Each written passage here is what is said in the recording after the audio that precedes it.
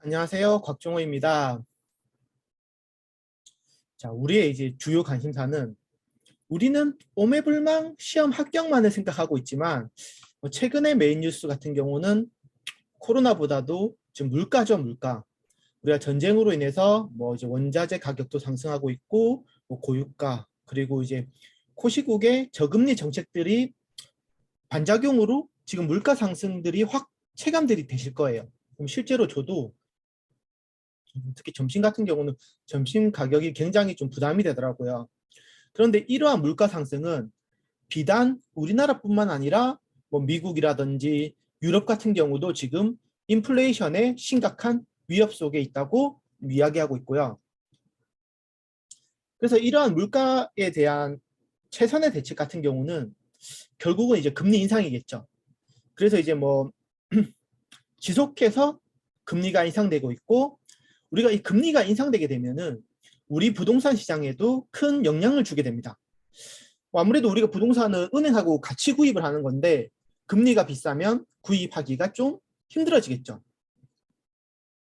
이처럼 금리와 같은 가격 변동 요인이 가격 발생 요인을 자극해서 가격이 변화될 때 이때 적용되는 원칙을 바로 가격제 원칙이라고 합니다. 그럼 이제 구체적으로 가격제 원칙이 뭔지 학습하도록 하겠습니다. 자, 테마 49번. 부동산 가격의 원칙은 부동산 가격이 어떻게 형성되고 유지되는지 그 법칙성을 찾아내어 평가 활동의 지침으로 삼으려는 행동 기준이다. 일단 부동산 가격은 모든 국민들의 관심사죠. 그래서 이 가격은 우선적으로 첫 번째로 최유효 이용 원칙에 적용을 받습니다. 최유효 이용 원칙이라는 것은 우리 이 부동산 같은 경우는 다양한 용도로 쓰임이 있기 때문에, 그러니까 용도의 다양성이 있기 때문에 이 용도 중에서 가장 유용성이 높은 이용을 선택해야 된다는 게 바로 최유효 이용 원칙이죠. 그러니까 쉽게 얘기해서 제가 뭐 명동 중심에 1층짜리 건물을 가지고 있는 소유자입니다. 그래서 내가 이 1층에 뭐 소매점이나 뭐 음식점을 하면은 굉장히 이제 큰 돈을 벌 수 있는데, 뭐 이 부동산을 사고 싶은 사람이 나는 여기서 사무실로 이용할 생각이니 오피스텔 가격에 준해서 팔아달라라고 저한테 이야기하면 제가 그 팔겠습니까? 네가 이것을 사무실로 이용을 하든 주택으로 이용을 하든 어찌됐건 나는 소매점이나 식당과 같이 가장 가치를 많이 생산할 수 있는 것을 기준으로 가격을 받겠다라고 하겠죠. 그것이 바로 최유효 이용의 원칙입니다. 두 번째로 이제 수요 공급의 원칙입니다. 그러니까 수요 공급 원칙은 수요와 공급의 상호작용에 관한 이야기인데, 우리가 이제 뭐 수요자가 시장에 많아. 수요자가 많으니까는 가격은 올라가겠죠. 그런데 반면에 공급자들이 굉장히 많이 증가하게 된다면 가격은 낮아지게 되겠죠. 그래서 지금 현재 부동산 시장 같은 경우도 부동산 시장 가격 하락을 이야기하는 전문가들은 지금 주택 공급을 위한 공사가 많아지고 있기 때문에 1, 2년 후면은 공급이 굉장히 늘어난다. 그리고 금리 인상과 부동산 가격이 지금 고점이라는 사람들의 판단을 하는 사람들이 많기 때문에 수요가 줄어들고 있으니 전체적으로 부동산 가격은 계속 하락할 거다, 이렇게 이야기하죠. 반면에 아니다. 지금 원자재 가격도 굉장히 오르고 있고 인건비도 오르는데 뭐 인건비가 한번 오르면 이게 내려가지가 않잖아요. 이러한 요인들을 생각해 또 해보고, 우리가 주택은 지금 절대적으로 지금 주택이 부족한 게 아니야.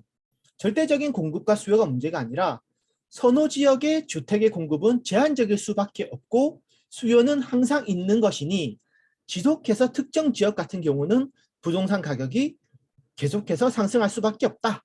이렇게 이야기하시는 분도 계시죠.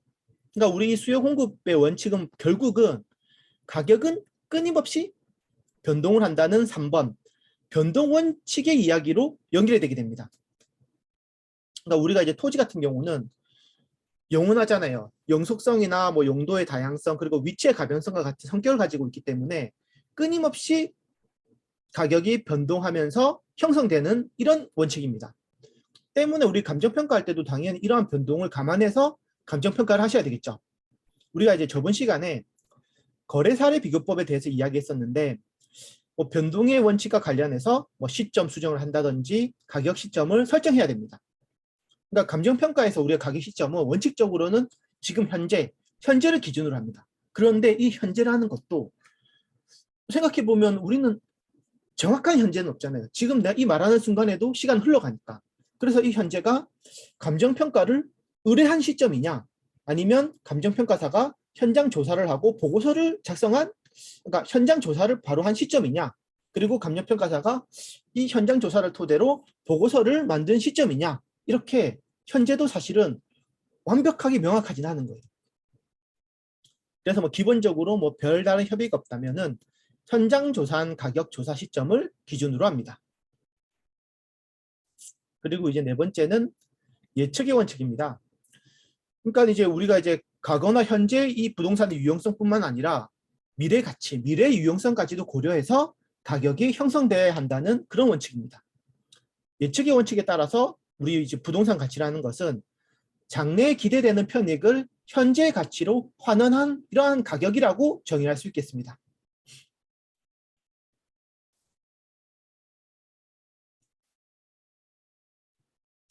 이제 다음 장으로 넘어가서 다섯 번째, 대체 원칙입니다. 우리가 이 대체 원칙이라는 건 뭐냐면 대체재 얘기하시죠? 그러니까 대체재의 가격이 대상 부동산의 가격에 영향을 준다는 원칙입니다. 그러니까 우리가 아파트 가격이 워낙 많이 상승을 하다 보니까 뭐 신혼부부라든지 이런 사람들이 아파트를 살 수가 없잖아요. 그러니까 아파트의 대체재로 주거용 오피스텔의 인기가 많아졌죠. 뭐 빌라 거래량도 사실 늘어난 것도 있고요. 그러다 보니까 대체재인 아파트 가격이 워낙 인상되고 상승하니까 주거용 오피스텔의 거래도 늘어나고 가격도 상승하게 된 거죠. 이처럼 이제 좀 영향을 받은 거고, 그리고 이러한 대체 원칙 때문에 우리가 3방식 6방법의 감정평가 방법도 파생될 수 있는 겁니다. 그러니까 바로 우리 옆집의 아파트가 10억에 팔렸어. 그러면 우리 집도 대충 10억으로 예상할 수 있겠죠. 왜? 그러니까 뭐 옆집을 우리 집으로 대체할 수 있으니까요.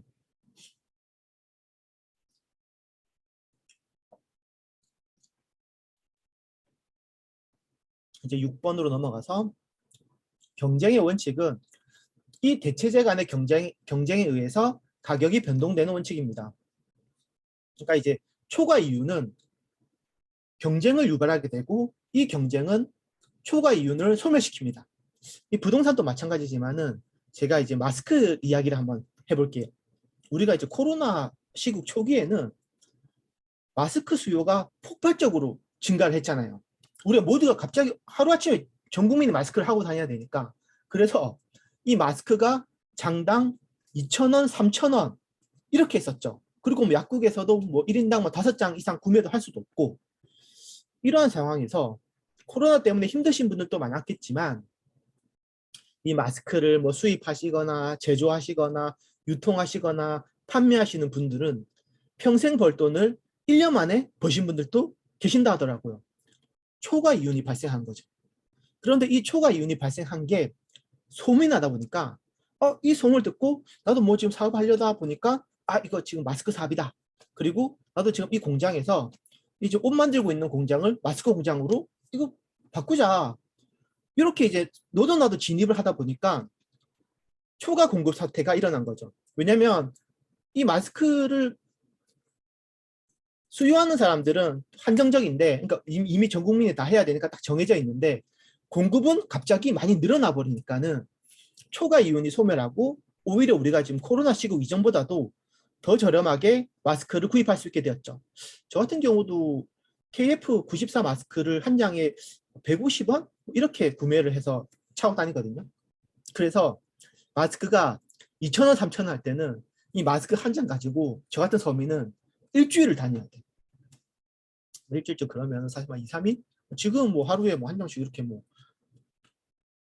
부담 없이 이제 뭐 살 수 있는 게 된 거죠.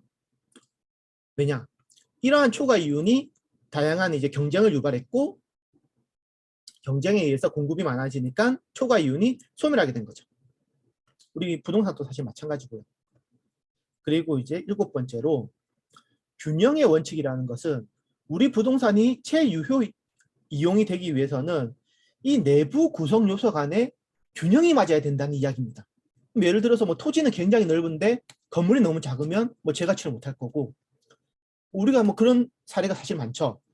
우리가 이제 뭐 아파트나 아니면 도시형 주택들을 봤을 때 이게 뭐 입지도 좋고 다 좋은데 이 건물들은 가격이 잘 안 올라. 첫 번째로 주차 공간이 너무 없죠. 토지는 작은데 건물은 높다 보니까 주차 공간이 너무나 없어서 다들 이제 주차에 큰 불편을 가지고 있고 가치를 좀 인정받지 못하죠.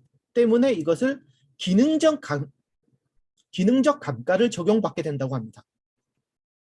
그리고 이것들은 내부 원칙들을 이야기하는 거고 개별 분석의 근거가 됩니다. 왜냐하면 이 건물은 주차장이 없지만 옆에 같은 경우야 뭐 지하 4층, 5층까지 해서 주차장이 많을 수도 있잖아요.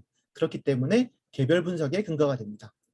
그리고 8번째로 이 적합의 원칙이라는 것은, 그러니까 이 부동산 가격이라는 거는 외부 환경에 적합해야지 좋은 가격을 받을 수 있다는 원칙입니다. 그러니까 아무리 좋은 아파트야, 그러니까 굉장히 자재나 다른 것을 다 고급으로 쓴 아파트인데 이 아파트 바로 옆이 유흥가야. 그러면 가치를 인정받을 수 있을까요? 경제적 감가를 적용받게 됩니다. 그러니까 우리가 이제 앞에 말했던 균형의 원칙이 내부적 원칙이라면 적합의 원칙은 내부 원칙이라 할 수 있겠죠. 그리고 지역성이나 외부성을 고려해야 되는 지역 분석의 근거가 되게 됩니다.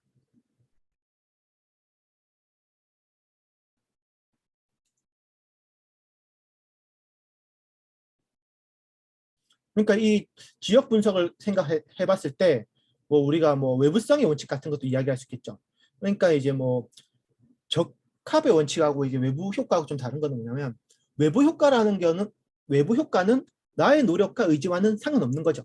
내가 가수원을 하는데 바로 옆에 꿀벌을 키우는 사람들이 들어왔어.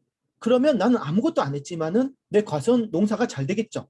그런데 뭐 내가 이제 가수원을 하는데 뭐 옆에 뭐 좀 좋지 않은 게 들어오거나 뭐 가수원은 좀 그러니까 뭐 갑자기 뭐 우리 집 옆에 화장터나 뭐 폐기물 처리장이 들어왔어. 그러면 난 아무것도 안 했는데 우리 집 가격이 폭락해 버리겠죠. 시위하러 달려 나가야 되겠죠. 그리고 뭐 잘 살던 빌라에 나 빌라 잘 살고 있는데 갑자기 밑에 층에 조두순 이사를 왔어. 막 경찰 들어오고 유튜버 들어오고 난리가 난 거야. 나는 아무것도 안 했죠. 이런 것을 외부 효과라고 합니다. 그러니까 좋은 것은 정의 외부 효과, 좋지 않은 효과는 부의 외부 효과라고 합니다. 그러니까 정의 외부 효과는 뭐 부동산을 생각했을 때 우리 집 근처에 지하철이 생기거나 뭐 공원이 생기거나 아니면 연예인이 우리 집 근처로 우리 아파트로 이사 온 거. 부의 외부 효과는 우리 아파트 옆에 화장터, 뭐 쓰레기 처리장, 그리고 조두순이 이사 온 거를 이제 부의 외부 효과라고 할 수 있겠습니다. 자, 이제 테마 50번으로 넘어가도록 하겠습니다.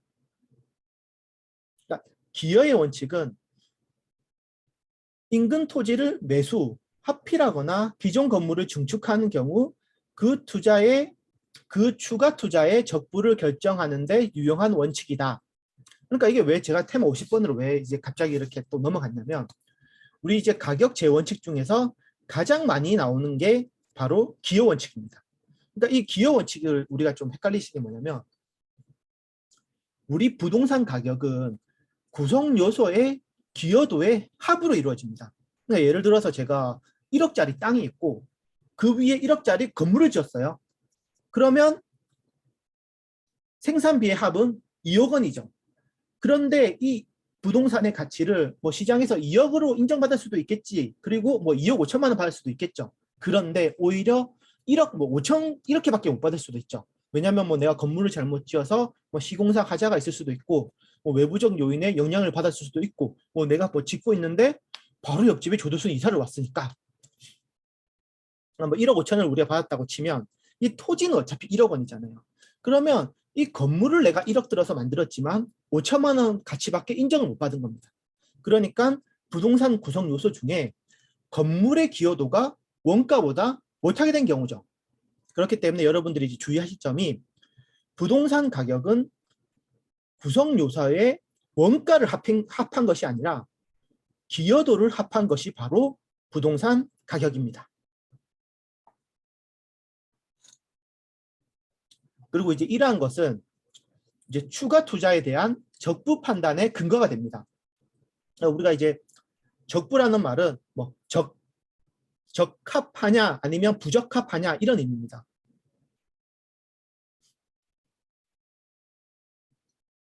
방금처럼 이제 뭐 내가 1억짜리 집을 지었는데 여기에 5천만 원밖에 인정을 못 받을 것 같으면 내가 건물 투자를 아예 안 해야 되겠죠. 그러니까 1억짜리 내가 건물을 지어서 토지 1억, 건물 1억이니까 2억 이상의 수익을 확신이 들 때 추가 투자를 하는 것이 좋겠죠. 그렇기 때문에 기여 원칙은 투자를 할지 말지에 대한 의사결정의 근거가 됩니다. 다음으로 이제 수익 체증 체감의 원칙입니다. 그러니까 수익은 체증하고 체감한다는 이야기인데 특히 부동산 투자의 경우에는 초기에 어느 시점까지는 수익이 점점점 증가하다가 어느 시점이 지나면 수익이 점점 감소한다는 원칙입니다. 그러니까 예를 들어서 내가 50평짜리 땅이 있는데 거기에 오피스텔을 짓기로 했어요. 그러면 한 층씩 올릴 때마다 내 수익이 늘어나겠죠. 점차적으로 체증합니다. 수익이. 그런데 50층, 100층 이렇게 올리면 수익이 다 늘어날 것 같지만은 고층으로 가다 보니까 건설비가 저층보다 훨씬 많이 들고 그리고 각종 규제를 맞춰야 되고 관리에 관한 비용이 많아지네. 그렇기 때문에 일정 층수가 넘어가니까 오히려 내 수익은 줄어들게 되는 거죠. 그래서 이제 이러한 것을 잘 조율해 봐야 되겠죠. 이처럼 수익 체증 체감의 원칙은 투자 한도를 판단할 때 근거가 됩니다. 그러니까 우리 아까처럼 추가 투자의 적부 판단 근거로도 당연히 사용할 수 있겠죠.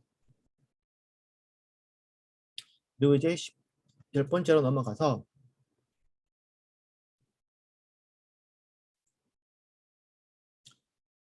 아, 11번째죠. 11번으로 넘어가서 수익 배분의 원칙이라는 것은 제가 이제 토지라고 이제 한 것은 이제 좀 이해를 좀 돕기 위해서인데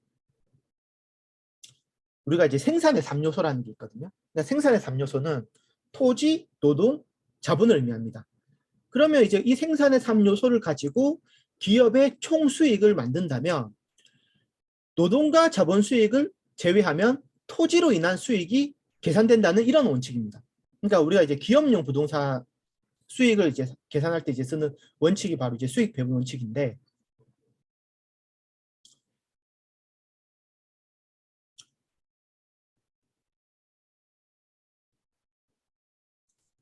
이것은 이제 뭐 수익환원법, 뭐 수익분석법, 뭐 잔여법의 근거가 되는 원칙입니다. 그러니까 뭐또 이제 잔여법에 대해서 제가 좀 설명을 드리면은 이 잔여법이라는 게 뭐냐면 기속하는 순수익을 공제해서 내가 뭐 필요한 알고자 하는 이 순수익을 산정하는 방법인데 예를 들어서 이거는 이제 예를 좀 이해하시면 좋은데 우리가 복합부동산 같은 경우는 토지하고 건물을 하나로 평가하죠. 그런데 내가 이 복합부동산의 순수익에서 토지 이외의 부분에 속하는 모든 순수익을 공제해버리면 딱 토지에 관한 순수익을 구할 수 있겠죠. 이것을 토지 잔여법이라고 합니다. 반대로 내가 건물에 대한 순수익을 구하고 싶어. 그러면 복합부동산에서 건물 순수익분 말고 다른 기속 순수익들을 다 공제해버리면 딱 건물 순수익을 알 수 있겠죠. 이것은 이제 건물 잔여법이라고 합니다. 그리고 이제 마지막으로 12번 기회비용의 원칙입니다. 그러니까 우리가 이제 기회비용 같은 경우는 우리가 포기하는 다른 비용의 최대 가치를 이야기합니다.